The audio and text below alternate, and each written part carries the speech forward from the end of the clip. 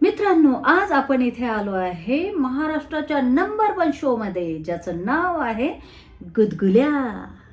अख्ख्या महाराष्ट्रातच नाही तर देशभरात सर्वांना हसवून हसवून पोट दुखवून टाकणारा शो म्हणजे गुदगुल्या. मित्रांनो, तुम्ही बघता की नाही? मी रोज बघते, सोमवार ते शुक्रवार. आणि आज आपण वळणार आहोत एका नव्या भागाकडे. बघूयात ऑडियन्स, एक बार तालियां तो हो जाए.